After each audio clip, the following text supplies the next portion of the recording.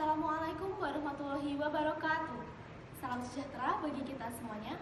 Om Swastiastu, Namo Buddhaya, salam kebajikan. Perkenalkan, nama saya Amalia Arafah Puji Sopyan dari Sekolah Tinggi Pertanahan Nasional, program studi D4 Pertanahan.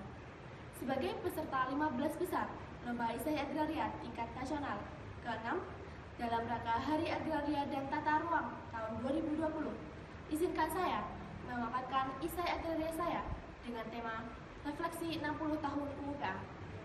Di sini saya mengangkat judul Harta Tahta UUPA. 6 dekade sudah sejak tanggal 24 September 1960, Undang-Undang Pokok Agraria Nomor 5 Tahun 1960 atau disebut dengan UUPA hingga kini berdiri memayungi agraria Indonesia. Di usianya yang genap 60 tahun, UUPA sering disinggung kontribusi dan tujuan dibentuknya dahulu, yaitu sebagai dasar bagi pembentukan hukum agraria di Indonesia.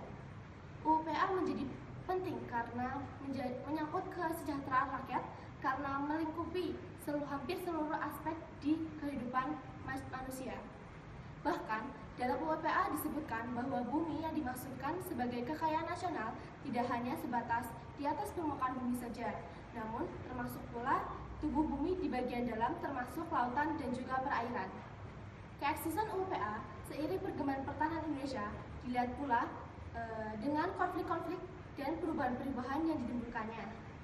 Karena keterlibatan yang besar tersebut, maka pantaslah UUPA disandingkan dengan harta dan tahta.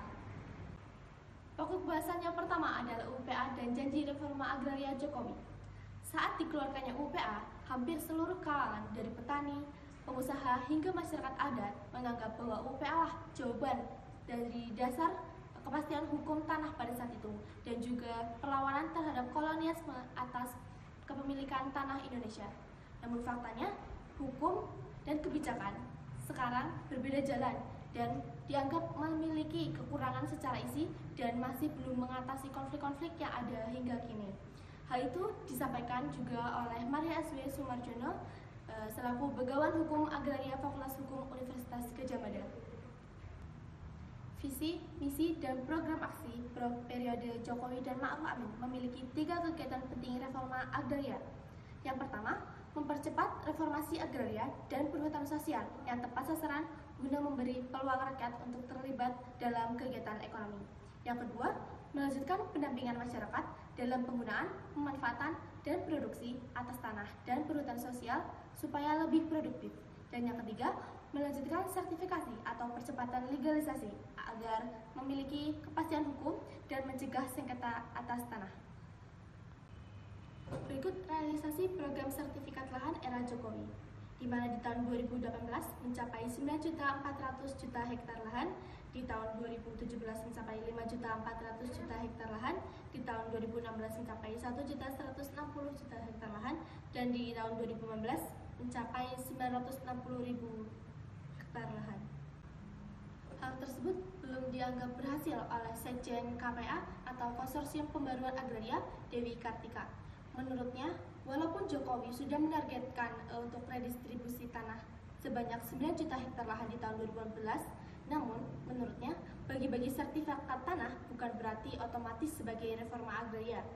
Selanjutnya, redistribusi lahan yang dilakukan tidak beda jauh dengan pemerintah sebelumnya. Dan yang ketiga, menurut Dewi, seharusnya pemerintah lebih membenahi ketimpangan kepemilikan lahan di Indonesia. Pokok bahasan yang kedua adalah antara RUU Cipta Kerja dan Undang-Undang Pokok Agraria. Di sini terdapat 5 kritik masalah pokok RUU Cipta Kerja yang berhubungan dengan UUPA.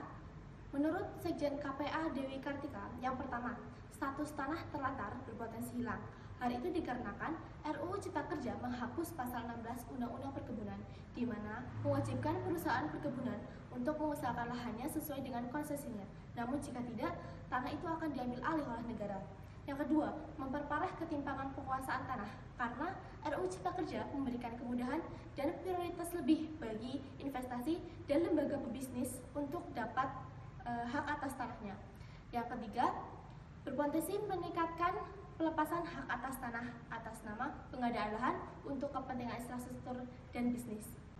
Yang keempat, laju alih fungsi lahan semakin cepat. Hal itu karena diubahnya pasal 10 Undang-Undang Nomor 41 Tahun 2009 tentang perlindungan lahan pertanian pangan berkelanjutan untuk pembangunan kawasan ekonomi khusus seperti real estate, tol, bandara, dan sebagainya.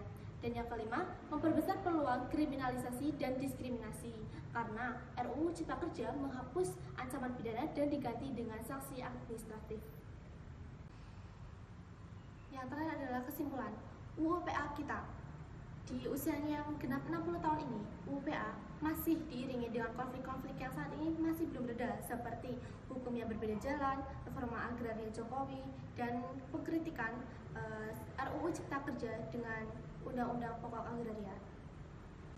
Ya, sekian pemaparan materi dari saya. Mohon maaf apabila terdapat kesalahan. Terima kasih. Wassalamualaikum warahmatullahi wabarakatuh.